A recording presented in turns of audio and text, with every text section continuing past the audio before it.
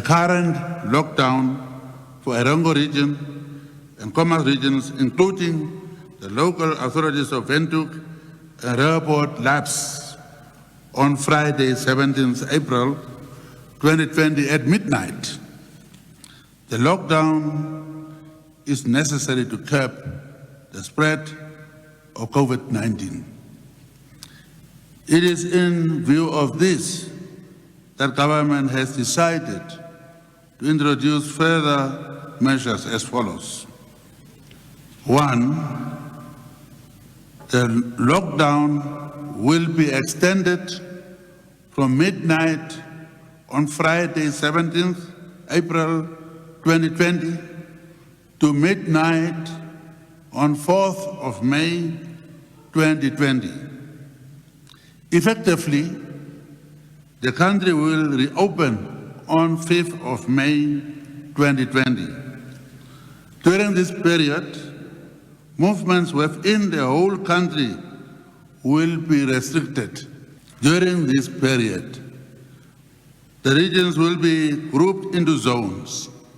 The exact modalities will be worked out by law enforcement agencies. Since we want to give you full information, let me add this juncture, the collective effort to call on the Minister. I told you I'm in a situation room. Prime Minister is in the charge of ministerial activities, technical committee by Minister in charge. Just to update you on certain things, I'll give my floor before I conclude. Thank you very much, Comrade President.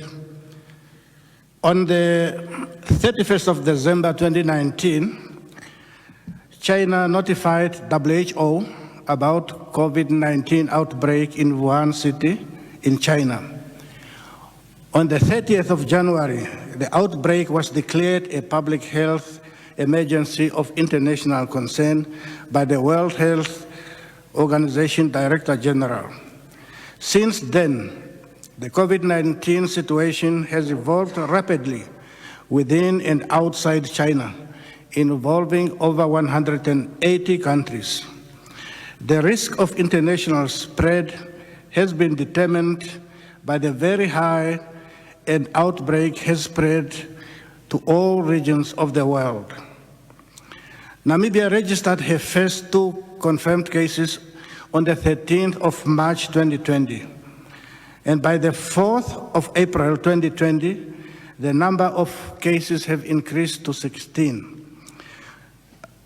13 of the cases are travel-related and 3 are local transmission. Namibia has not registered any COVID-19 related deaths. The cases so far have been contained to Khomas, Erongo, and Karas. On the 17th of March 2020, His Excellency Dr. Hage Geingob declared a state of emergency for the whole country on account of COVID-19. And then on the 27th of March 2020, at 23:59, 2 regions, namely Khomas and Erongo, were put under lockdown to last until the 17th of April 2020. The reasons for putting the 2 regions under lockdown is to maintain maximum suppression of transmission as a result of exposure of these regions to international travel. When COVID-19 was announced to the world, the Ministry of Health and Social Services activated the Health Emergency Management Committee to prepare the country for a possible outbreak of COVID-19 in the country. On the 3rd of February 2020, the Right Honorable Prime Minister established a multi-sectoral and multi-skilled National Health Emergency Management Committee, chaired by the Executive Director of the Ministry of Health and Social Services, to spearhead the national response to coronavirus. A costed response plan was developed and is being implemented. It involves public awareness and information dissemination about the disease, as well as preventive measures. Health personnel was trained in various aspects of COVID-19. The Namibia Institute of Pathology was capacitated to do confirmatory tests locally. Infrastructure development was undertaken to provide facilities for quarantine, screening, diagnosis, treatment, and counseling. Contact tracing was intensified. Medical equipment, medicine, and personnel protective equipment were sourced. At all material time, the public was informed of all development. The public sector was joined by the private health sector, the business community, and individuals in terms of cash and in-kind support. The contribution of the media has been indispensable. The response benefited from the exceptional leadership of His Excellency President Dr. Hage Geingob, the support of the Right Honorable Prime Minister, and the entire cabinet. Individual countries and development partners continue to play a big role in terms of financial, material, and moral support. The sum total of these efforts resulted in the fact that Namibia recorded only 6 cases during the currency of the lockdown of the 2 regions. 3 COVID-19 patients were cured and discharged. So far, we have not recorded any death due to COVID-19, a mean feat indeed.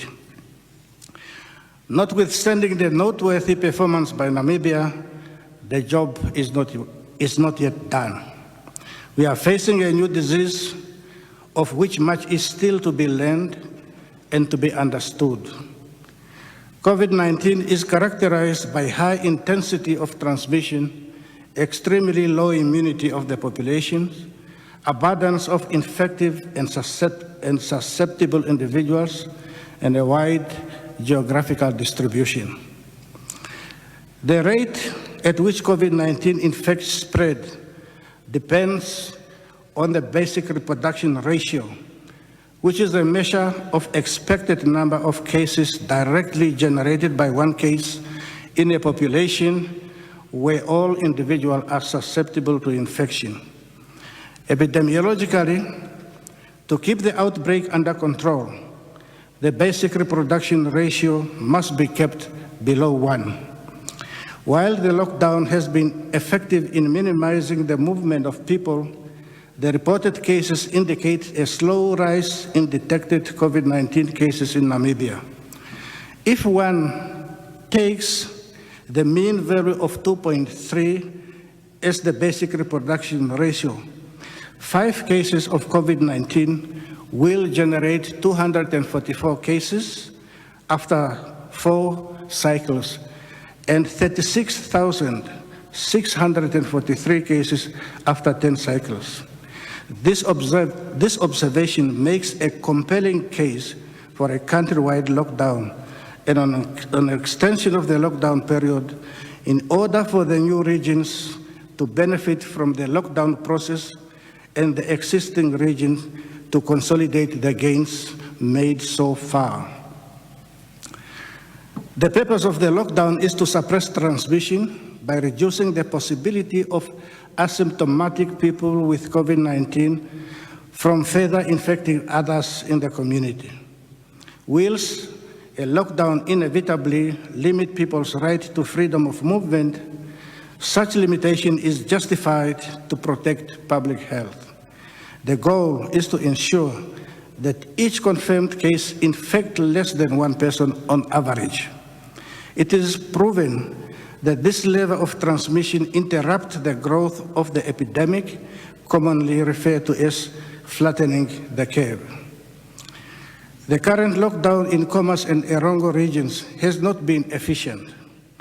There has been a breach of interventions with implications for potential community spread within the regions with confirmed cases, with the risk of wider spread in the entire country.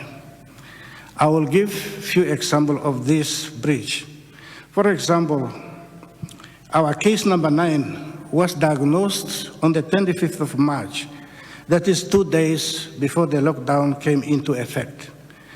The case had a total of about 7 secondary contacts outside the nuclear family. These cases were discharged from quarantine without extended laboratory testing.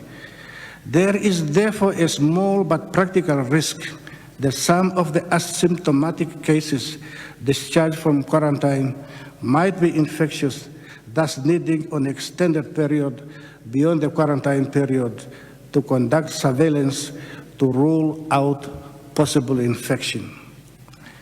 Case number 15.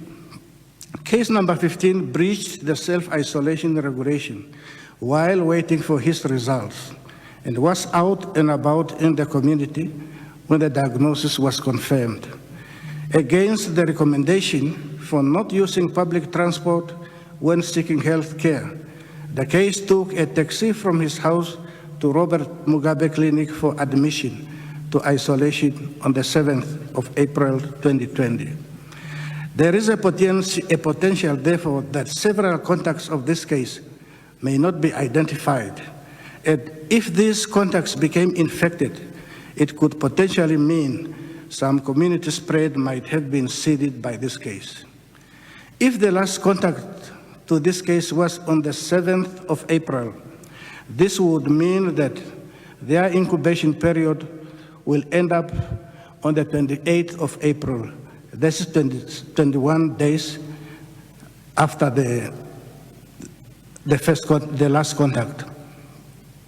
This case was accompanied by 3 South African nationals who may still be within the country and their whereabouts are not known. Case number 16. It was diagnosed on the 5th of April 2020. He too breached quarantine procedures and continues to work while waiting for his test result, interacting with more than 50 people. This case was taken into isolation only on the 6th of April. Furthermore, the travel history of this case and the interaction with the visitors remain disjointed, leaving a potential that this case could either have been travel-related or acquired locally. If we assume that the last contact of this case before going into isolation was the 6th of April, it would mean that his last contact would need up to the 27th of April to be sure that we have confidence that these primary contacts have gone through the whole incubation period. About 85 travelers arrived at Hosea Kutako International Airport via a flight from Johannesburg on the 26th of March 2020. These travelers were coming from various parts of the world, some of which might have been affected by COVID-19. This group was not sent into quarantine and went on to complete their destinations across Namibia. In the absence of full quarantine for this group, there is a potential risk that some individuals within this group might have been infected and in turn seeded community transmissions of the disease, which is yet to be determined. Again, on the 25th of March 2020, 33 travelers from COVID-affected countries arrived via Walvis Bay, but were allowed to go home without being quarantined. This group poses the same risk as those described above. Given the scenario above, it is clear that the outbreak has not been suppressed. There is a case for a countrywide lockdown. A further period of countrywide lockdown is required to suppress the further spread and save lives by ensuring that all people remain in localities where they currently are. This is to ensure that people who are not yet exposed will not be exposed by coming into contact with persons who may be infected. This also ensured that those who might have been exposed remain where they are in order to suppress transmission from infected to uninfected persons. Since inbound travel has been suspended, we expect less importation of COVID-19. The country will therefore capitalize on the time during the countrywide lockdown and understand the dynamics of the disease spread patterns in terms of place and in terms of persons. The information is crucial in developing additional targeted interventions focusing on persons and geographic location or potential COVID-19 hotspot. Your Excellency, I cede the floor to you. Thank you very much. That was additional information. Before I conclude, let me just also add the second priority. Our second priority is to minimize impacts of COVID-19 on our economy. To this end, government rolled out the economic stimulus to the tune of 8.1 billion Namibian dollars on 7th of April 2020. Payment to qualifying beneficiaries has started to be effected today. And so far, over 350,000 applicants have been received.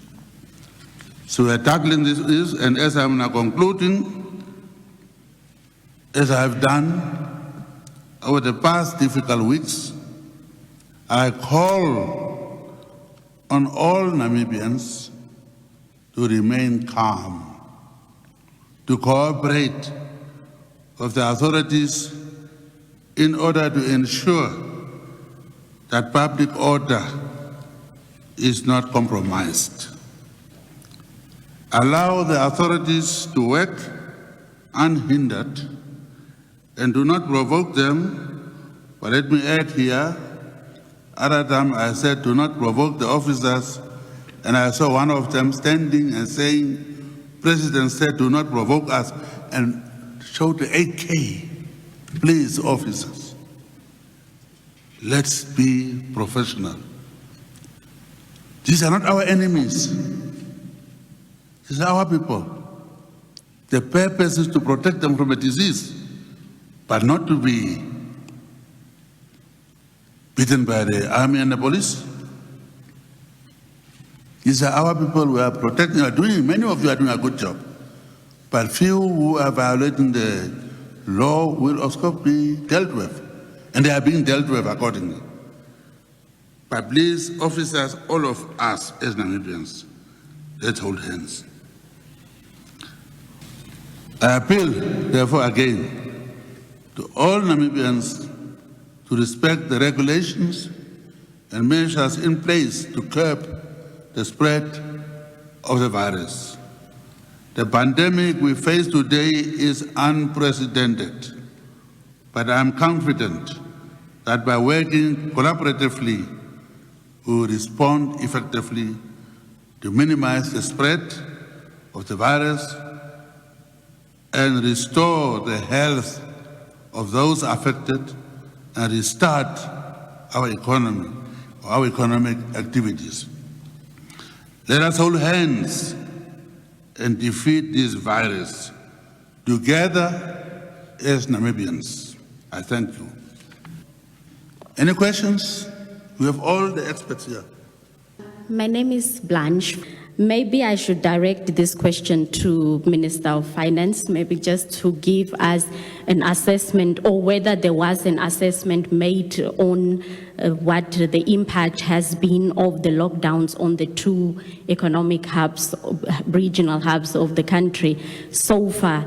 And then another one is to Minister of Health, where he said that the lockdown or the compliance thereof has not been satisfactory in Khomas and Erongo regions. Now, Minister, in that case, was there perhaps a talk in the meeting, maybe from your side, just to relax some of the regulations, especially when it comes to movement of the people? Because mind you, people who are classified or fall under that category of essential services, these people, unfortunately, a lot of them do not have the luxuries of driving in their own cars and so on, so they will have to take taxis or other public transport to get to perform those essential services and so on. So any talk of some of the regulations being relaxed in that regard, seeing that President Geingob mentioned no movement of people with the extension now of the lockdowns? I thank you.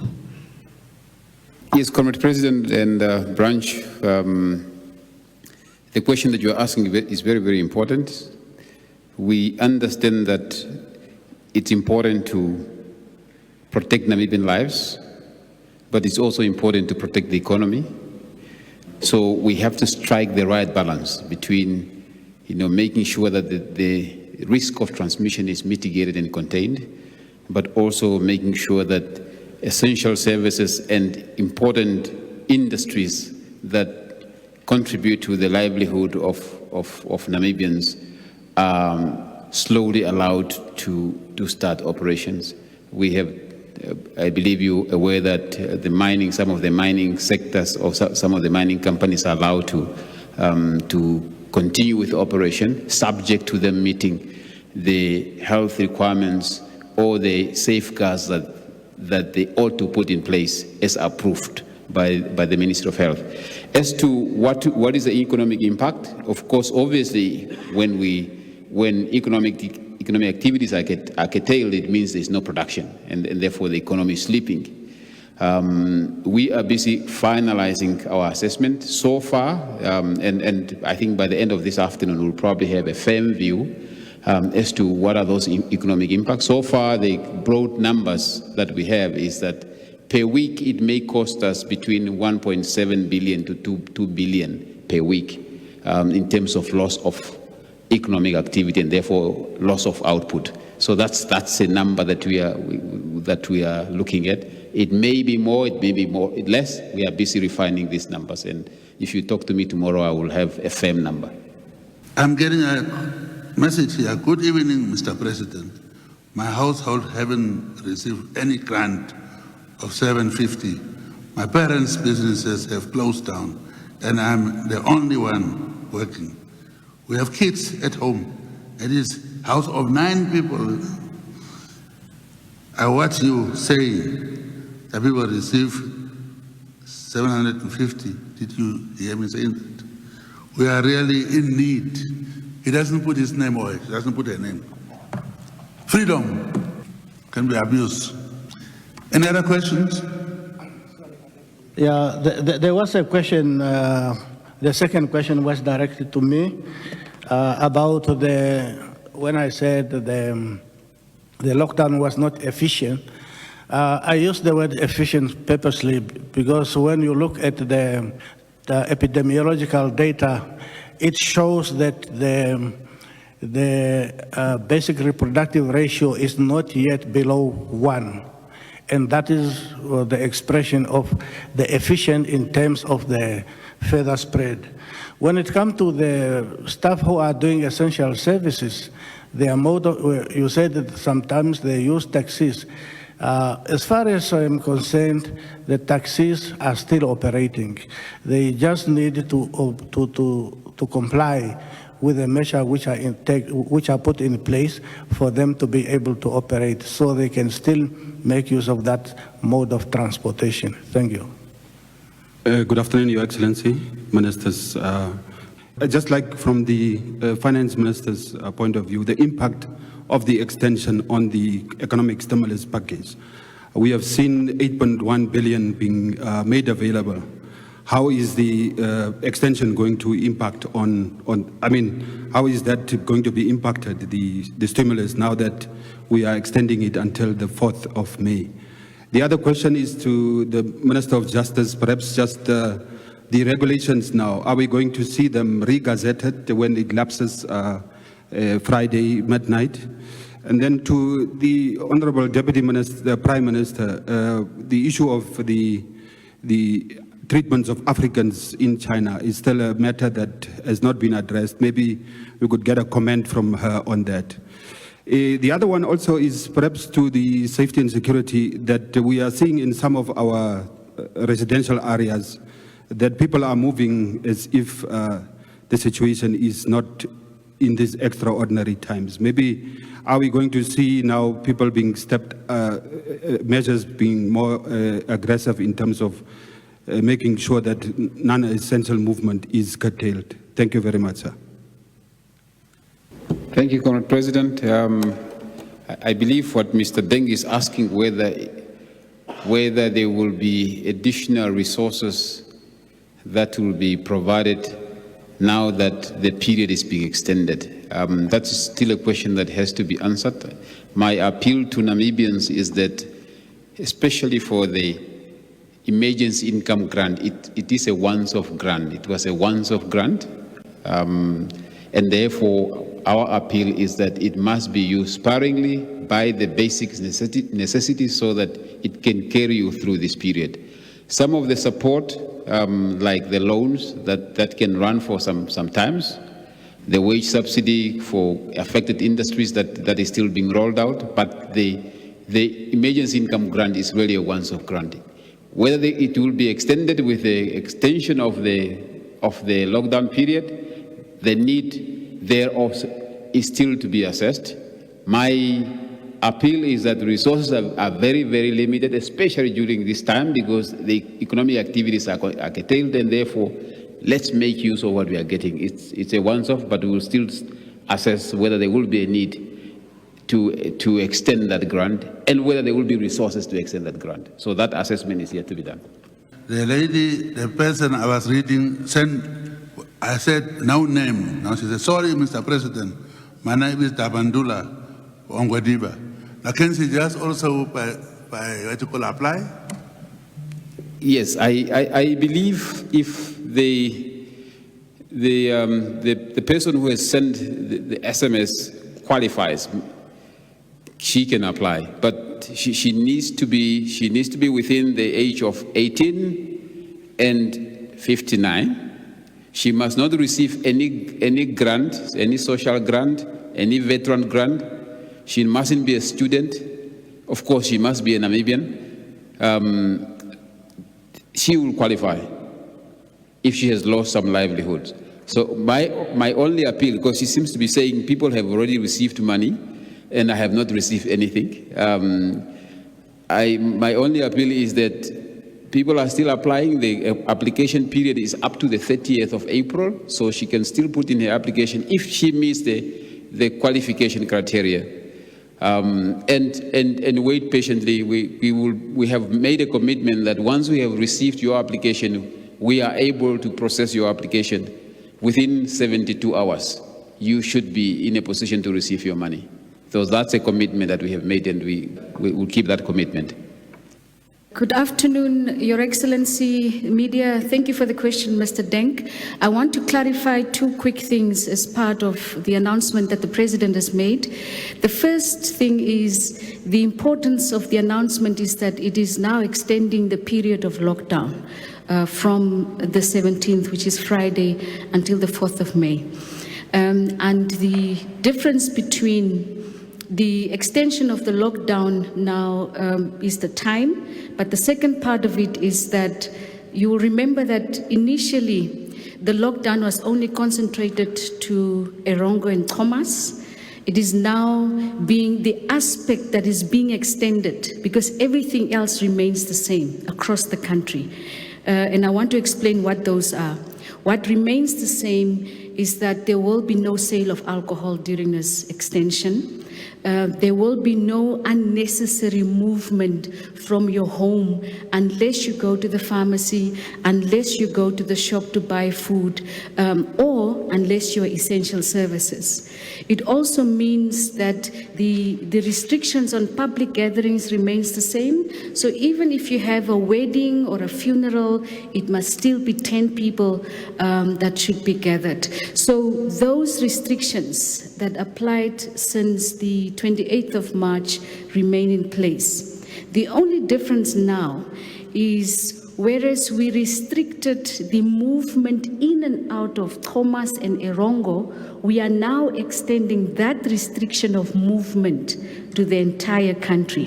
What this means is that if you lived in an area that was not initially restricted in terms of movement, so if you stayed in Usakos and you're moving between Usakos and Karibeb, for example, Karibeb, it means now you will require a permit like it is the case now in the Khomas and the Erongo regions.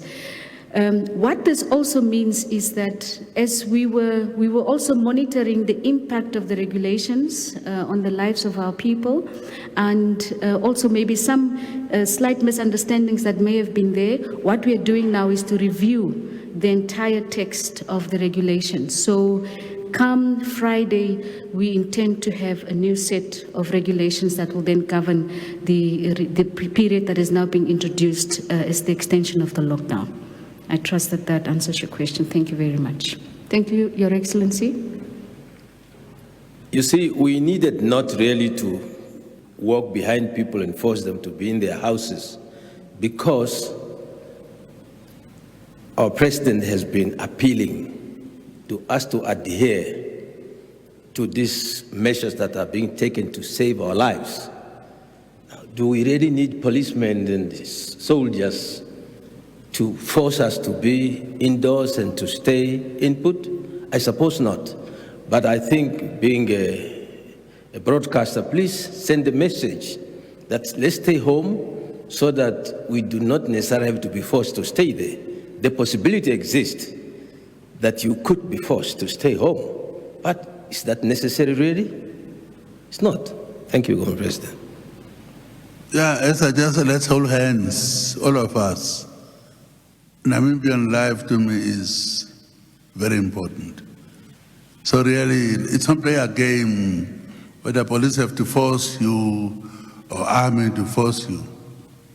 They can remind you maybe, but really let's just, for our own safety, follow the rules. Nobody's trying to punish anybody. People are dying. People are dying in thousands. Other bigger populations. We are already very small. So let's try to save our lives. That's all we are trying to say.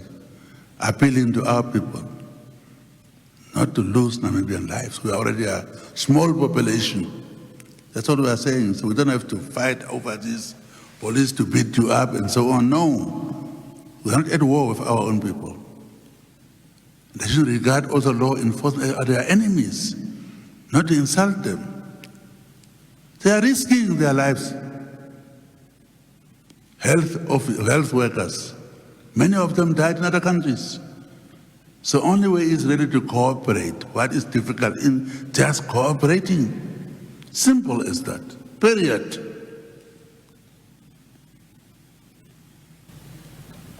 Thank you, Comrade President. I believe the media has been informed that I'm booked for 10 o'clock tomorrow to go to the information center to talk on that issue. But briefly, I can only say, as you are saying, the issue is not addressed. The issue is addressed. Maybe it's only that we have not given clarification. As of yesterday, there has been a long consultation between the African ambassadors in Beijing. And this morning, I had also a long meeting with the ambassador of China, and we have addressed the issue. The Chinese authority made it very clear that it was an unfortunate situation, and it is not the policy of the China to discriminate. And the leadership in Guangdong province have been now directed and informed to say that they cannot handle the situation while understanding the seriousness of preventing the spread of the coronavirus. They have to treat everybody equal. But as I say that it's been planned for tomorrow at the information center. I'm told that the media has many questions that they want to raise to me, but that is how the issue has been addressed. Thank you, Mr. President. Mr. President, I believe there are some Namibians who want clarity as how the 8.1 billion is going to be deployed, because I understand there are those who are asking questions. If the package is 8.1, why are we only getting 750? Is somebody stealing the money? And understand there are those questions. So I just wanted to provide some clarity in that regard. So the 8.1 consists of different programs. If you recall, the directives that were given by the president is we had three goals. One is to protect lives. So we have made money available to the Ministry of Health, for medicines, health equipments, personnel, whatever is needed by the Ministry of Health to protect Namibian lives. So 1.1 billion is going to the Ministry of Health for that purpose. We have also announced that the emergency income grant is targeting about 720,000 people. So that 720, the budget for that is about 560. So it's not the entire 8.1 billion which is going in a form of the emergency income grant. We have also committed ourselves that we are going to accelerate and fast-track the payment of VAT, the money that we owe to business as government, because there has been a significant backlog. So that amounts to about 3 billion that we have to release. So that also forms as part of the money that is going to be released into the economy, so that business are able to get some cash, and they can use that cash to support their businesses and support their workers. We also said we also want to protect jobs. So we have talked about a wage subsidy, where people can borrow from commercial banks and government financial institutions such as Agribank and Development Bank of Namibia, with a guarantee provided by government. So that's also part of the package. And that will amount to about 1.1 billion. So that also needs to be added. And also the payment of outstanding invoices, that also need to be facilitated and fast-tracked. That forms part of the package. So it's not the entire 8.1 billion that will go to the emergency income grant. So the budget for that purpose is only about 560 Namibian dollar. So I just wanted to make that clarity. Very good. As I said, there are briefings. You can't deny press is cut out. And you have been to that press conferences. You were asking as Republican, when I was asking as you are NBC, but you were saying private media is cut out. You were there as Republican. My friend, you disappointed me. Thank you very much. And as I said, watch. You have the chance to go and ask these people 24 hours. There is a briefing every 10 o'clock, 4 o'clock, and occasionally we are going to come out and also make important announcements. Dr. Mushelenga, the extension, seeing that schools were scheduled to open on the 20th or start on the 20th, a lot of unions have come out strongly against that, seeing that there were proposals also made for e-learning and all sorts of virtual platforms. Now, I just want to know, with the extension, will there be a shift in those type of arrangements, or will the current arrangement stand with the extension of the lockdowns? I thank you. Thank you very much. The reopening of school on the 20th is for the teachers. It is not for the learners to come to the school. So we'll announce at an appropriate time as to when learners are expected to return to school. So this does not affect the original plan that government had with regard to the reopening of schools. Thank you. On that note, thank you very much.